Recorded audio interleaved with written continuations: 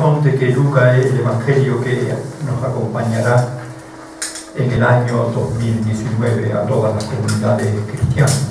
Sabéis que cada año en la iglesia se lee un Evangelio y este año 2019 leemos el Evangelio de Lucas. Quizás para muchas personas es más bonito de todo.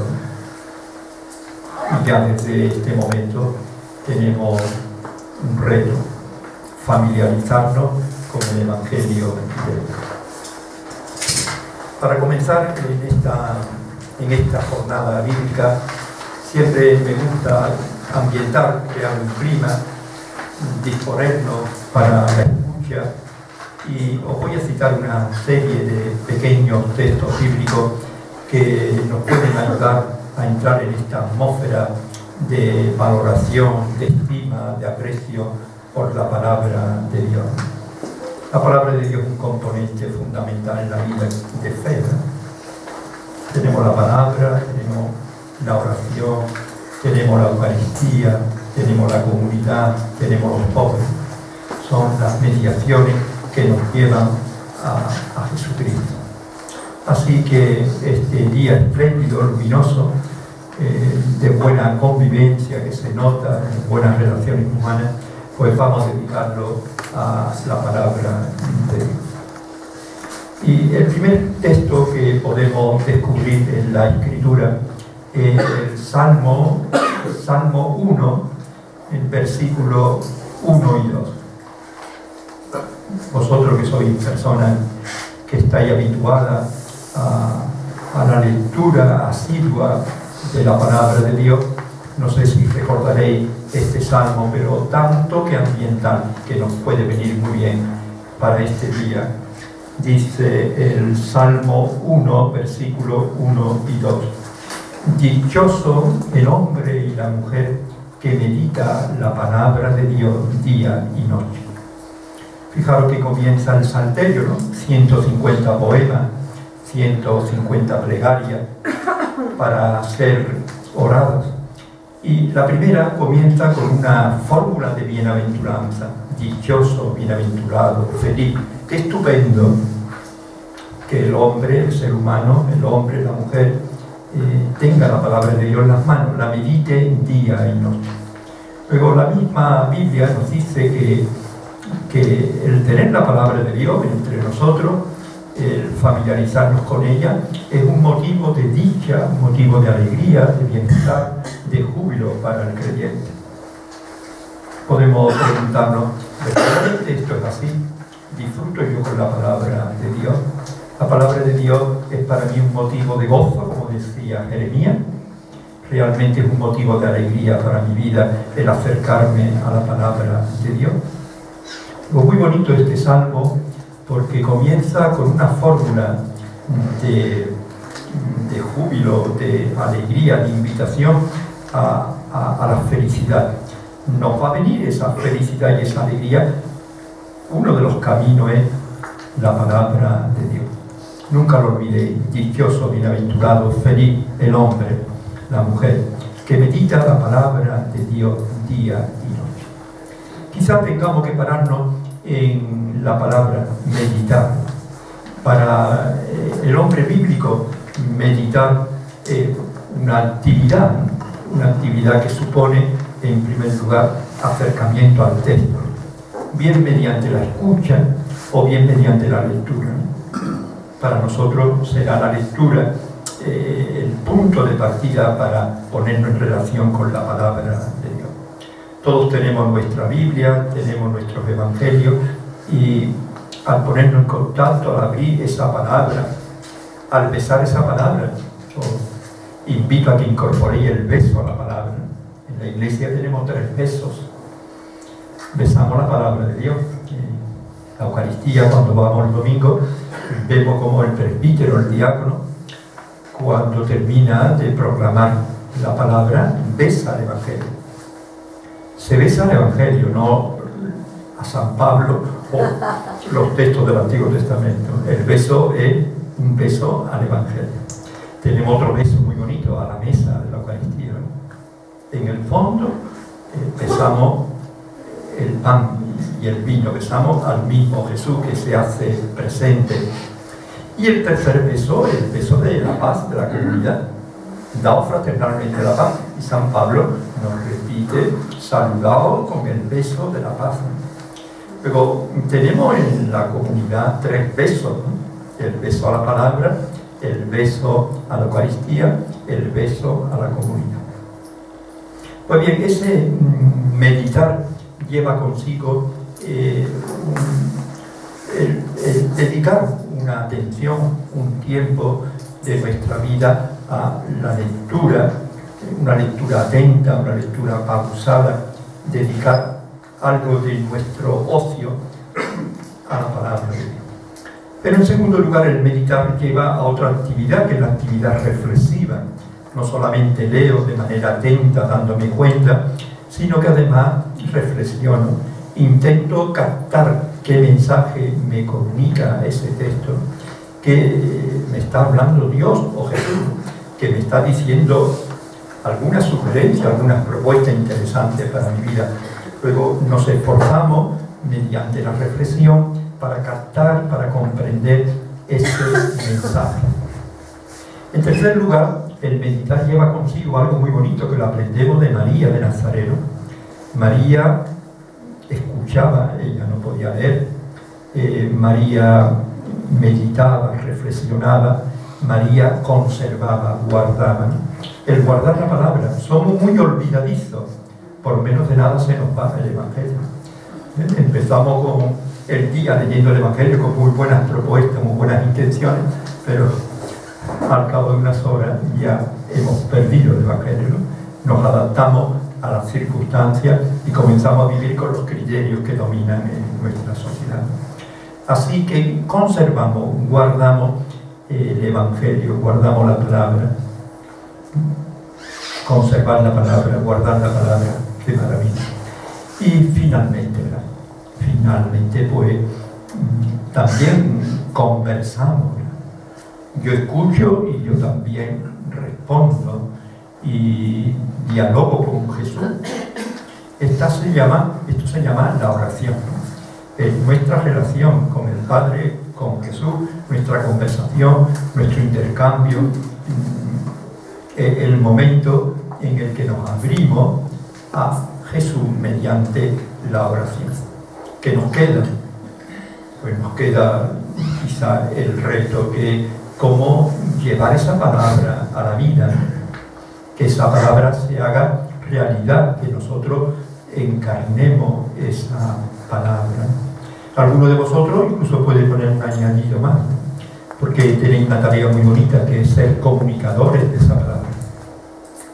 Que esa palabra no es solamente para ti, tú la puedes ofrecer a tus hijos, la puedes presentar a tus nietos, la puedes llevar al aula de religión, la puedes llevar al grupo, la puedes llevar a la catequesis, la puedes llevar a una cafetería con unos amigos. Y que esa palabra requiere salir de ti y darla a otros.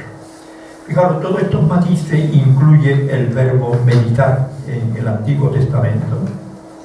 Así que el verbo meditar podía incluir todos estos apartados: lectura atenta, reflexión para captar el mensaje, respuesta mediante mi conversación a Dios, a Jesús, la oración.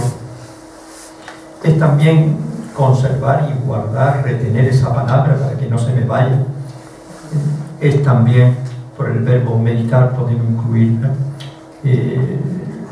la práctica de esa palabra, esforzarnos por hacerla realidad y finalmente por comunicarla.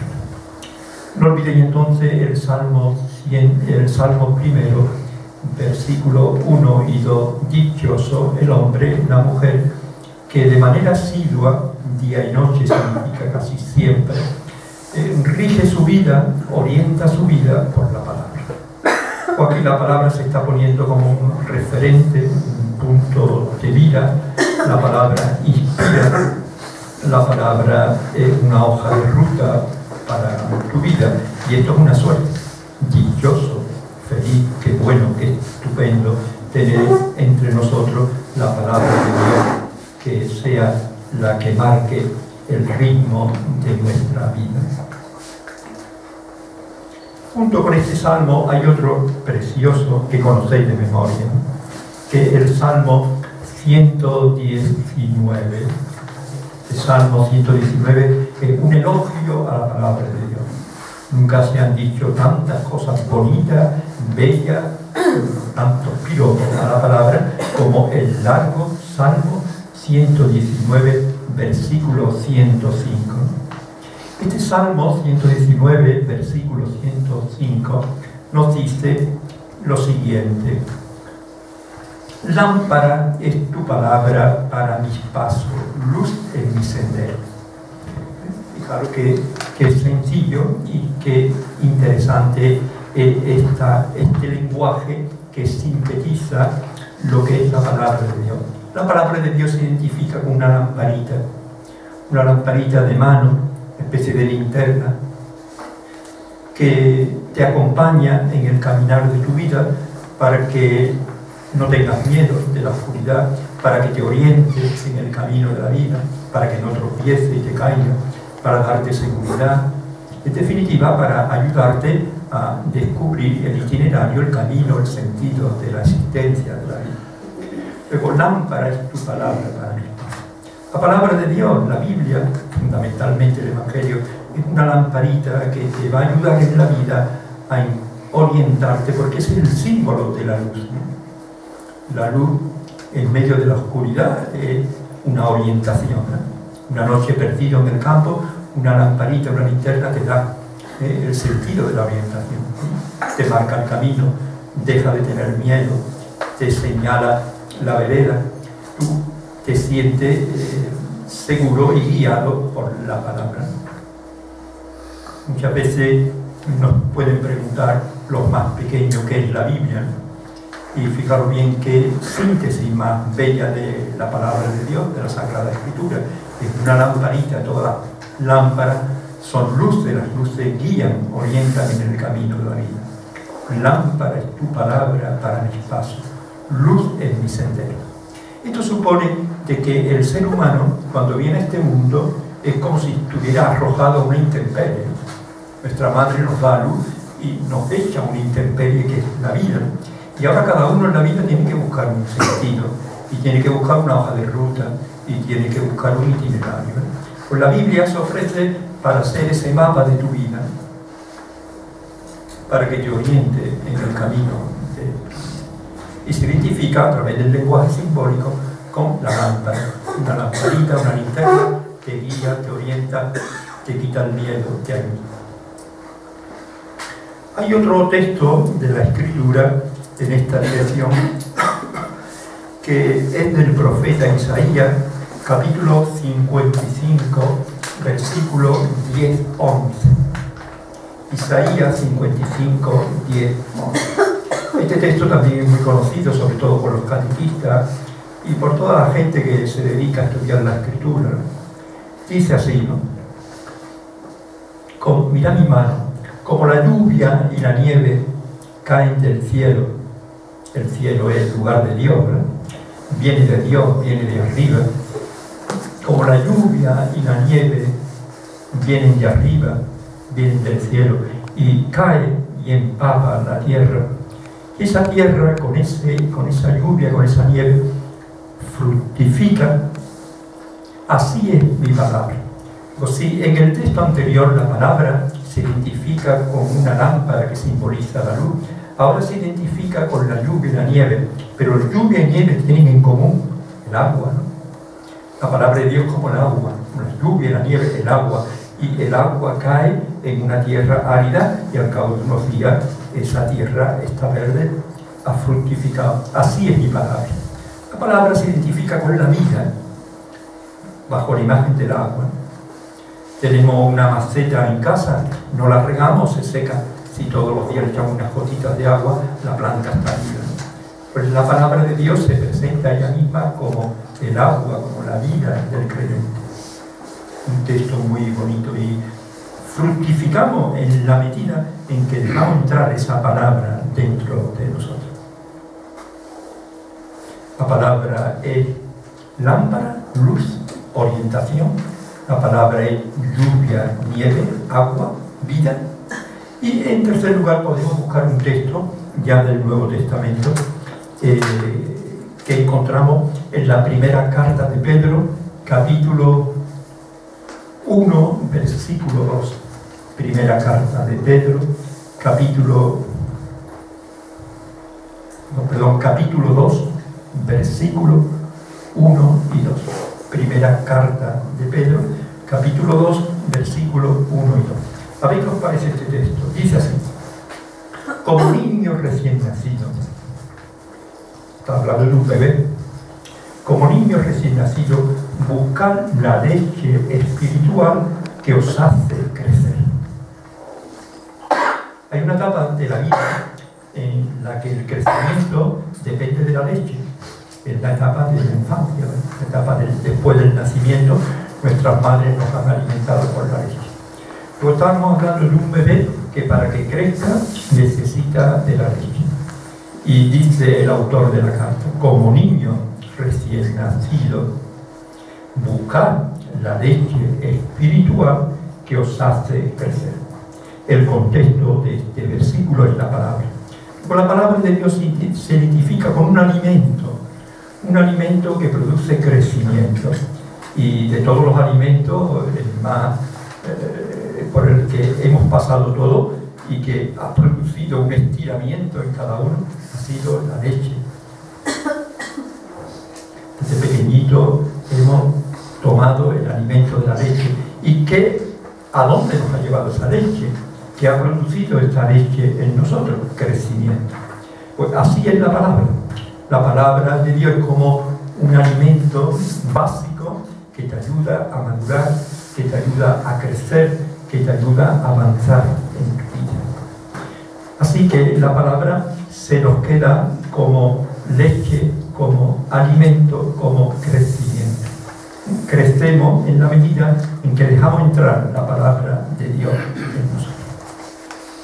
Fijaros qué imágenes más sencillas, qué imágenes más prácticas para presentar la palabra de Dios.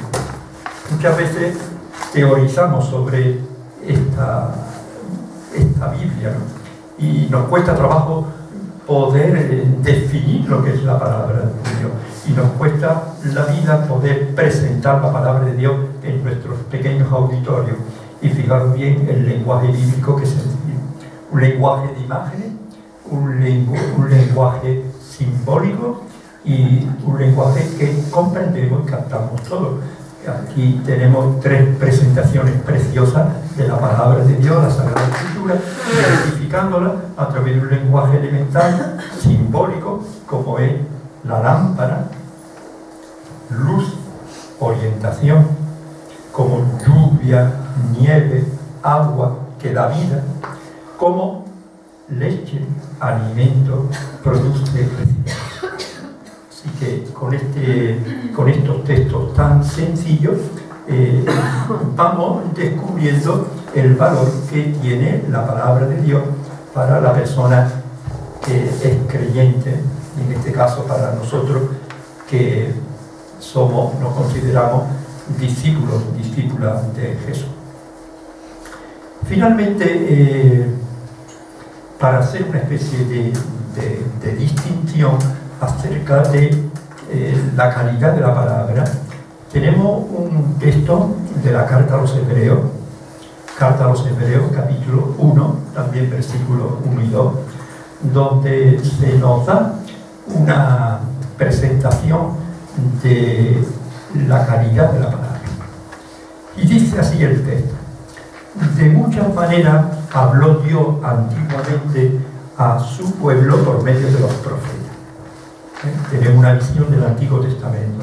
De muchas maneras Dios ha ido hablando a través de los profetas a su pueblo Israel. Luego Dios nunca ha estado en silencio. Dios siempre ha estado enseñando, comunicándose, hablando con su pueblo a través de la mediación de los profetas. Pero dice ahora la carta: pero en esta etapa final nos ha hablado por medio del Hijo. Luego se nos está hablando de que en la historia de la palabra hemos tenido dos tiempos. Un tiempo en el que la palabra ha sido propuesta por los profetas. Ahora que estamos ya en la etapa final, la palabra de Dios nos la ha comunicado Jesús, a quien califica el Hijo amado de Dios. Jesús, la presencia de Dios entre nosotros, es el que nos comunica la palabra definitiva de Dios. Y esa palabra definitiva de Dios la encontramos en Jesús, la tenemos en los evangelios. Por eso, cuando la comunidad cristiana escucha los relatos del Pentateuco, o escucha la poesía de los salmos, del cantar de los cantares, o los oráculos de los profetas, o las parábolas y los proverbios de los sabios, pues la comunidad cristiana está sentada en la iglesia. Pero cuando leemos el Evangelio nos ponemos todos de pie.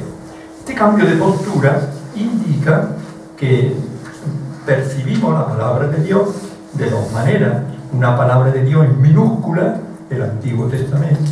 Una palabra de Dios que se caracteriza porque es transitoria, provisional, no definitiva, está llamada a una evolución. Y por último, el Evangelio, que es lo máximo, el culmen de esta historia, es la proclamación definitiva de la palabra de Dios, pronunciada por el Hijo. No es lo mismo una palabra pronunciada por los profetas, que son hombres de Dios, que pronunciada por el mismo Hijo de Dios. Luego el creyente, cuando tiene la Biblia en las manos, percibe dos calidades: una palabra de Dios en minúscula, el Antiguo Testamento, una palabra de Dios en mayúscula, definitiva y última, a la que hay que dedicar nuestra atención. Por eso el discípulo, el creyente, pone su mirada en lo esencial, y lo esencial es el Evangelio. Y ya vamos aterrizando. Para nosotros el Evangelio será la manera normal que tengamos de escuchar a Jesús. Y no olvidéis que el discípulo se construye con el Evangelio. Si queremos ser discípulos, discípulas, si queremos seguir a Jesús, si queremos entrar por el camino de Jesús, esta opción de vida se va a realizar en la medida en que nosotros escuchemos a Jesús, nos dejemos influir por Él sea el referente de nuestra vida y nos organicemos desde esa palabra proclamada por Jesús. Así que no olvidéis esta expresión: nos construimos con el Evangelio, nos formamos con el Evangelio. Un discípulo se reestructura con el Evangelio, se recompone con el Evangelio.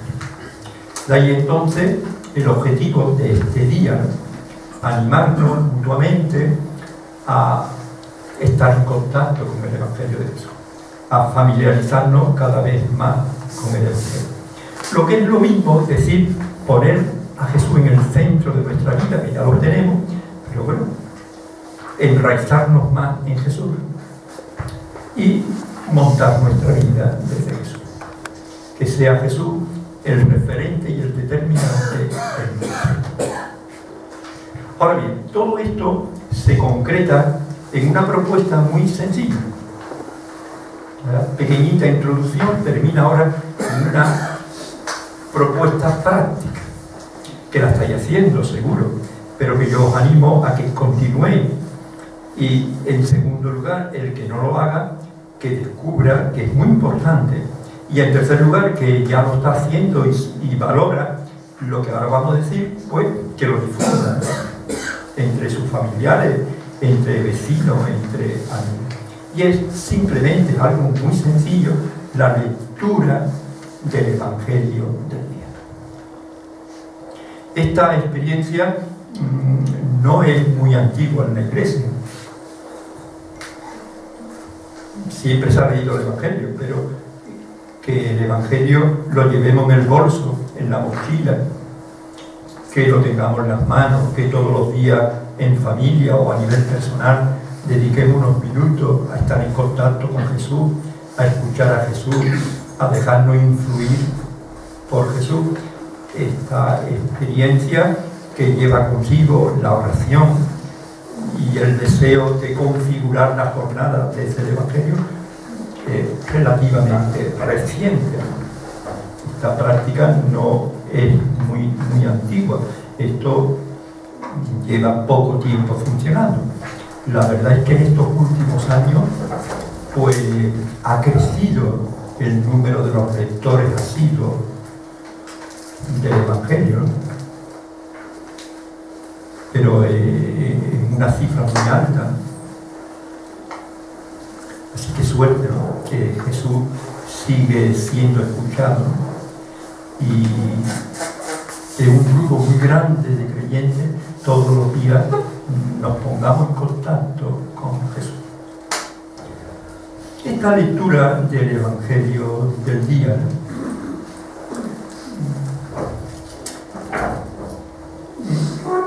Un día no se nota, una semana no se nota, un mes tampoco, pero al cabo del tiempo se nota cuando la persona va cambiando su forma de ver la vida, su manera de orientarse, sus preocupaciones, su estilo de vida, ¿no? Porque el Evangelio se va colando en la vida de la persona.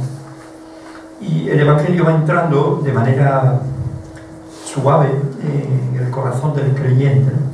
De tal manera que cada día tú te sientes más a gusto, con que tu vida coincida un poquito más con Jesús, que vivamos una mayor coherencia, que nos enraicemos cada día más en Él, que nuestro estilo de vida tenga una cierta semejanza con Jesús, que empecemos a vivir al estilo de Jesús, que tú sabes que es contracorriente, que es contracultural, pero bueno, el discípulo acepta ser distinto y ser diferente.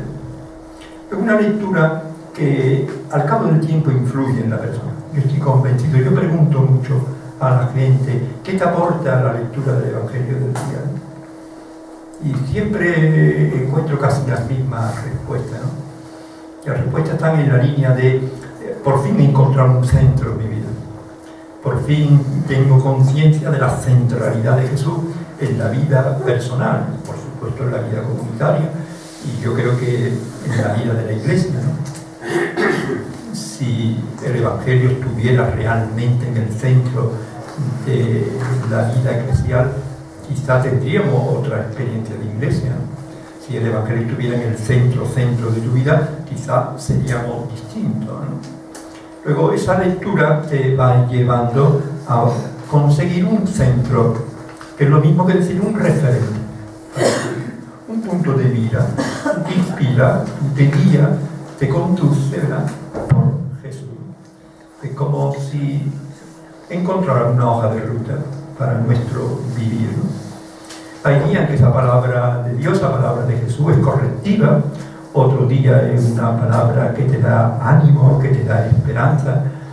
Otro día es una palabra de Dios que te consuela. Otro día es muy exigente, radical, que no puede con ese ritmo.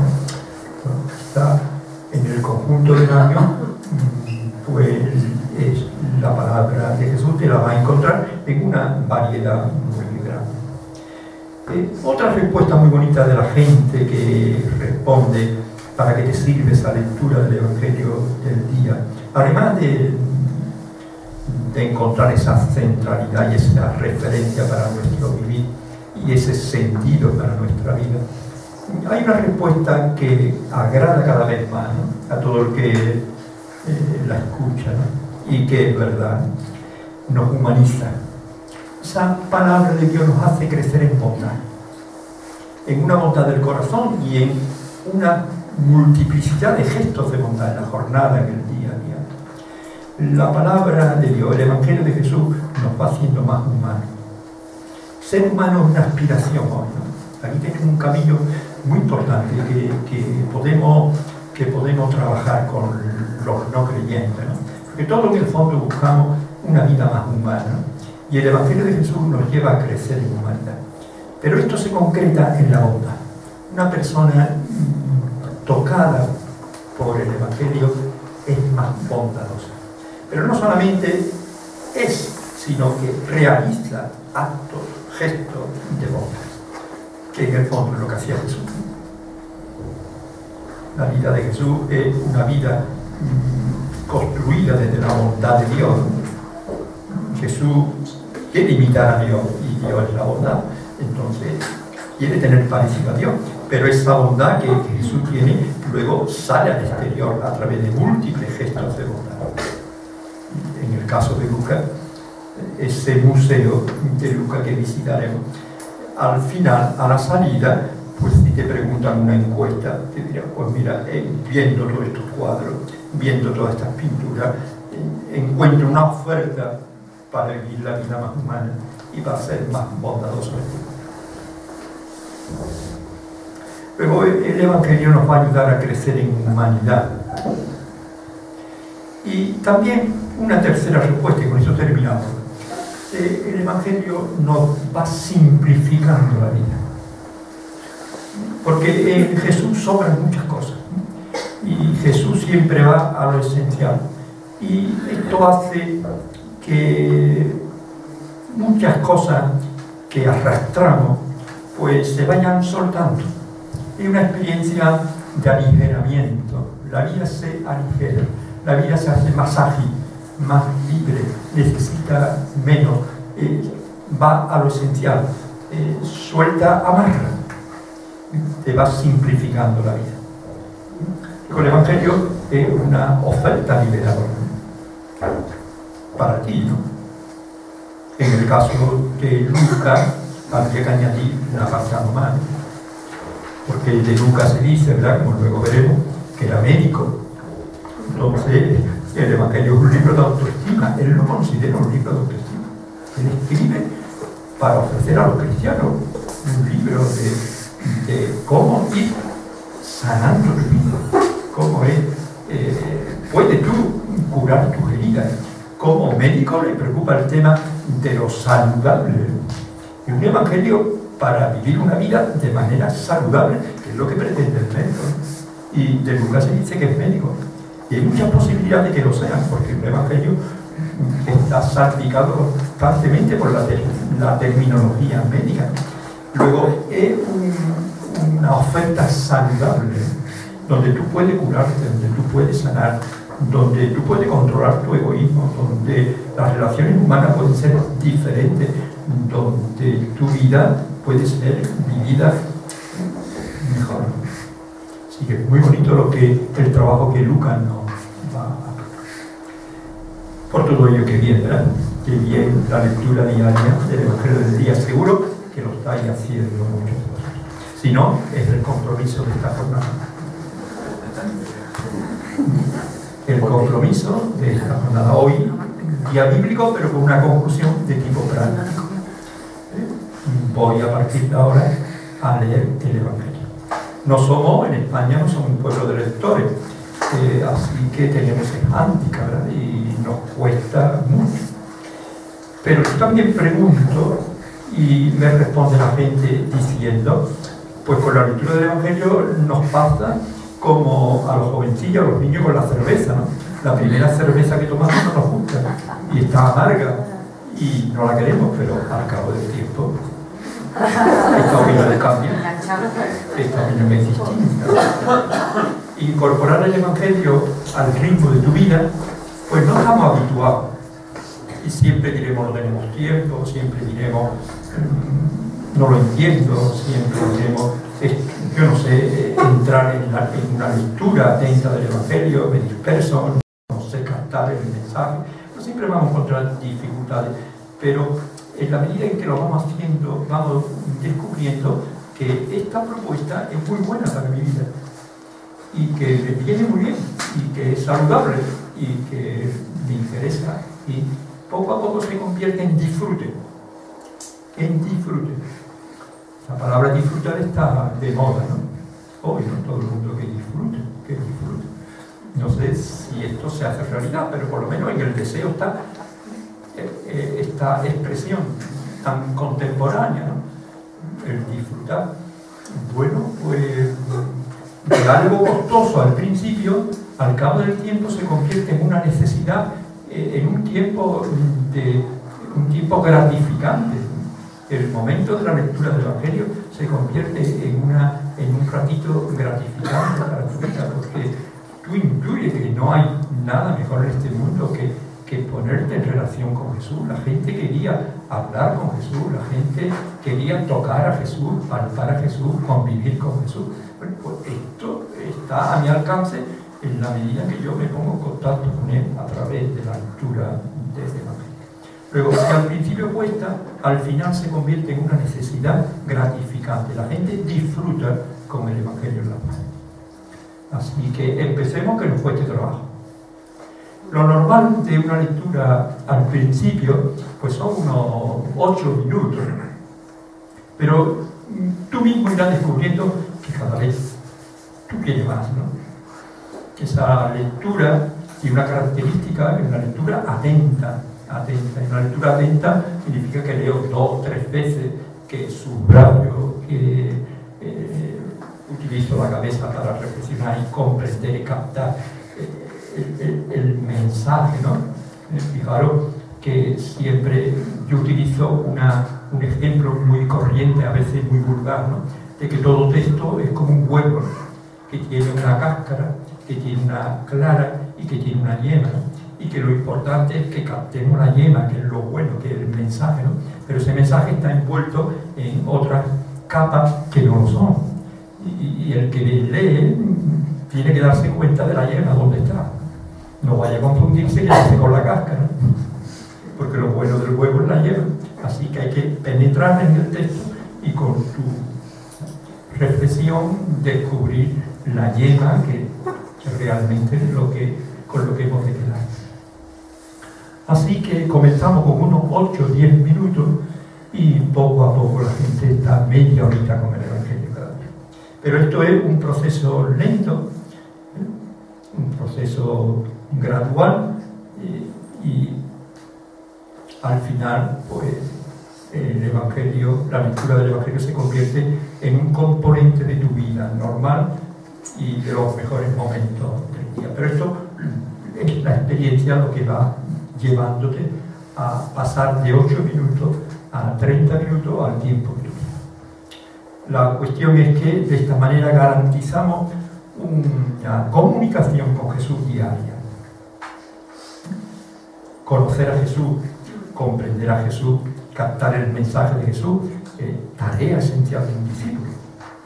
Luego, ¿qué mejor forma para comprender y captar y descubrir las preocupaciones de Jesús que esta lectura del Evangelio del día?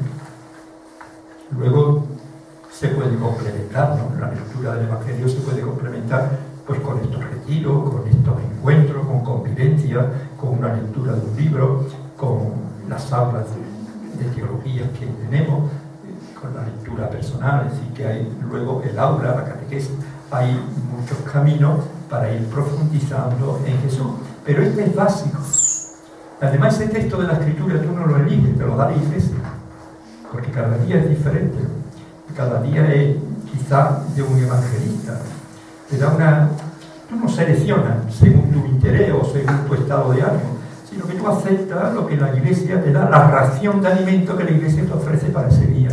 Pues mira, hoy va a comer esto, igual que el niño va a su casa y la madre le pone la comida o el padre y el niño lo elige, esto es lo que hay para hoy.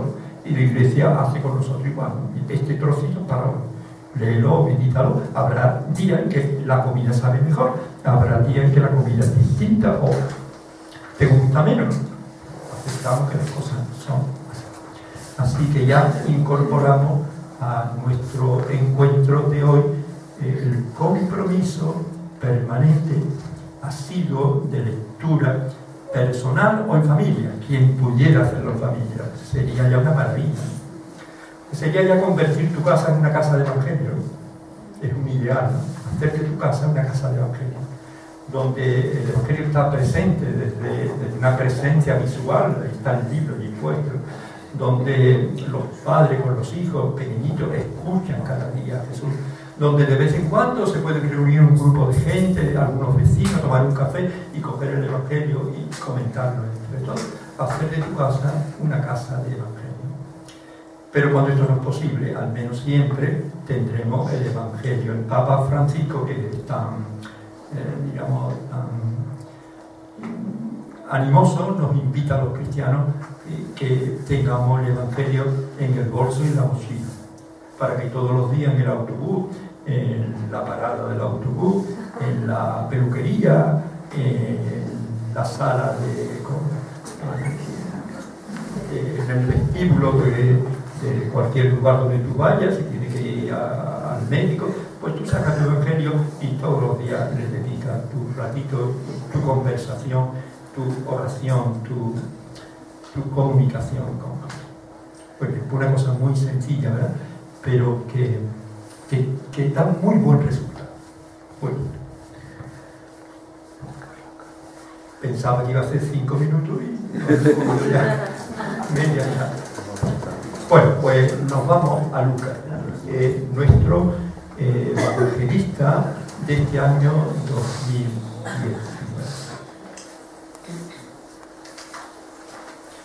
No sé qué evangelio os gusta más a cada uno. Tenemos distintas sensibilidades y cada uno pues le gusta un evangelio. Habrá gente que le encanta el evangelio de Juan por aquello de la altura, de la profundidad. Otro le encanta Lucas porque es el evangelio más humano que tenemos, más cálido, con más presencia de mujeres, más feminista. Es un evangelio donde hay una preocupación por los pobres, por los excluidos, por rechazados, como ningún otro evangelio. Es muy pedagógico. Lucas es griego, es una persona que sintoniza mejor con el mundo occidental y por muchas razones Lucas es preferido. Yo creo que la mayoría de la gente apuesta por Lucas. Otros prefieren a Marcos, que es muy sintético, va a lo esencial, radical. Bueno, cada uno tiene su gusto. Mateo, un judío cristiano con muchas citas del Antiguo Testamento, sus comunidades venían del mundo judío. Nosotros no tenemos esa sensibilidad con el Antiguo Testamento que tenían ellos, nos puede quizá gustar menos. Lo que conviene saber es que no solamente tenemos un rostro de Jesús, sino que la Iglesia nos ha conservado 4 rostros de Jesús: Marcos, Mateo, Lucas y Juan. Así que no tenemos un cuadro, sino tenemos 4 cuadros sobre Jesús. Y cada uno de ellos pues coinciden, ¿no? Pero tienen sus diferencias, y cada evangelio tiene sus matices, tiene su sensibilidad, tiene su forma de dibujar. Así que tenemos una riqueza sobre Jesús, no una mirada, sino 4 miradas sobre Jesús. Ahora mismo nosotros no sabemos distinguir lo propio de cada uno de ellos, ¿eh? Porque la verdad no le hemos dedicado mucho tiempo. En este sentido, tenemos que ser sinceros, no le hemos dedicado mucha atención a esto. Así que el pueblo de Dios, la mayoría de los bautizados se mueren sin haber leído nunca el Evangelio. La mayoría de los bautizados no conectan o no saben, no comprenden lo propio, lo específico del mensaje de Jesús. Y la mayoría de los que estamos en la iglesia, pues tampoco somos personas que le dedicamos atención al Evangelio, que es el libro básico del creyente, ¿no? Así que lo escuchamos cuando vamos a la Eucaristía, pero el Evangelio de la Eucaristía, diríamos, es un mosaico. Cada vez que tú vas te dan una tesela, una piedrecita, ¿no? Pero no tenemos continuidad en la lectura y normalmente no sabemos distinguir los planteamientos de cada Evangelio y lo que a veces quieren decir. Tenemos carencia, no olvidemos que tenemos una especie de anemia bíblica, en el sentido de que no le hemos dedicado mucha atención. Pues bien, así que tenemos 4 evangelios, 4 rostros sobre Jesús, Y la suerte es que la Iglesia cada año nos da uno. Nos da la oportunidad de reflexionar durante un año sobre un evangelio.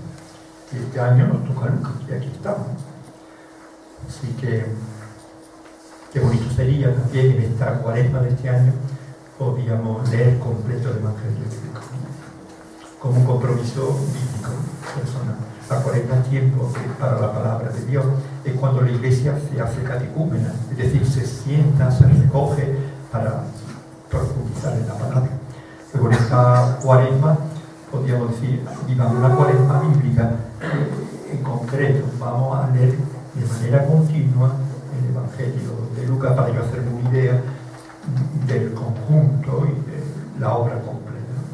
Porque cada día voy a leer un trocito, un fragmento, y la mayoría de los días, pues Marcos, Mateo, Juan, es decir, que te van cambiando. Bien, así que nos dedicamos a nuestro Evangelio de Lucas. No es un evangelio excesivamente largo, tiene 24 capítulos. Lucas tiene una originalidad, que además de escribir el evangelio, escribió el segundo volumen, que se llama Hechos de los Apóstoles. Luego Lucas está presente en el Nuevo Testamento con 2 libros, de mucha categoría, pero de mucha categoría. Un evangelio magnífico y la continuación de ese evangelio, los Hechos de los Apóstoles.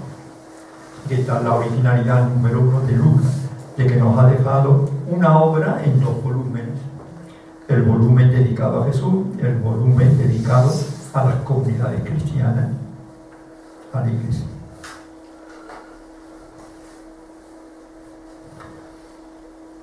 Vamos a entrar en el Evangelio de Lucas para conocerlo un poquito de manera general, ¿no? Y animar la lectura a partir de mañana del Evangelio de Lucas.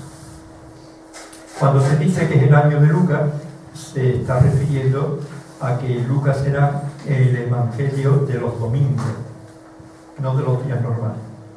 El día normal, el que todos estamos leyendo a Marcos todos los días. Así que Lucas será, como nosotros vamos a la Eucaristía todos los domingos, será nuestro catequista, nuestro pedagogo, el maestro, el teólogo, que nos va a presentar a Jesús. Así que cada domingo vamos a escuchar a Lucas este año. Y cada domingo pues vamos a entrar en el Museo de Lucas y vamos a escuchar un texto, un relato. Como escribe también, parece que es un cuadro. Parece que es un cuadro. Así que a eso se refiere la expresión el Evangelio del año 2019. Significa que en las Eucaristías del domingo escucharemos durante todo el año al evangelista Lucas.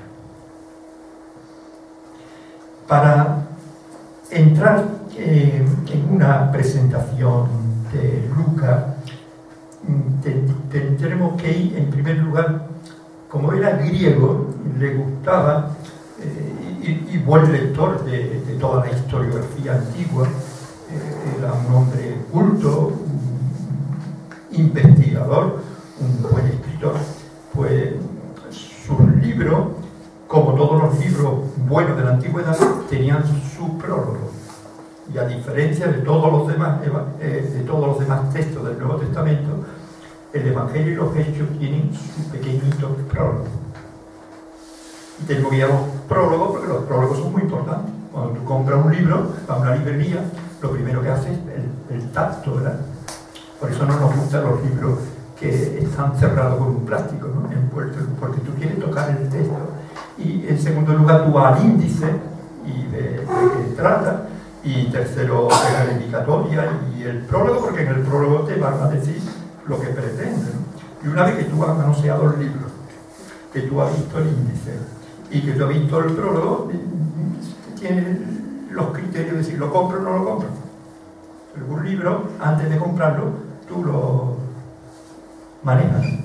Y los prólogos son muy importantes porque se ve la intención del autor, lo que quiere decir, a dónde quiere llegar.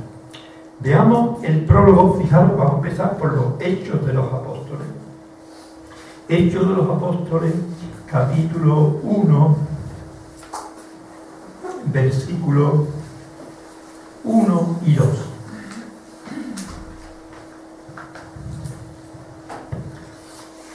Mira, os voy a decir una cosa que revela nuestra frialdad con respecto a la palabra. Si esto fuera un grupo de cristianos de latinoamericanos, todos tendrían la Biblia. Ahora mismo es normal.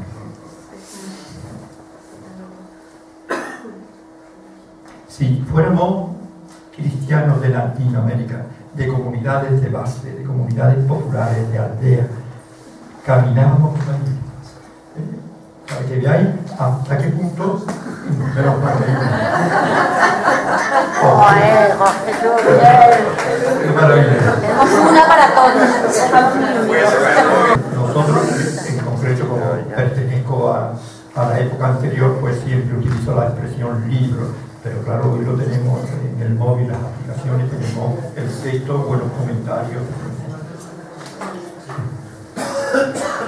Pero es curioso, ¿verdad?, que un grupo selecto como el nuestro, un grupo que va a participar en una jornada bíblica, pues no se nos ocurra llevar nuestra pequeña Biblia en el rostro. Es como si dijéramos, vamos a pasar un día de deporte, vamos a hacer un ejercicio, un senderismo, después están las duchas que uno lleva la toalla. Eso como es normal. Bueno, pues es simplemente para hacernos ver, ¿verdad?, esa palabrita que utilicé antes, la anemia bíblica, que no estamos acostumbrados, que hemos crecido casi con la palabra de Dios en los márgenes, pero no ha formado parte de lo esencial a la hora de construir nuestra vida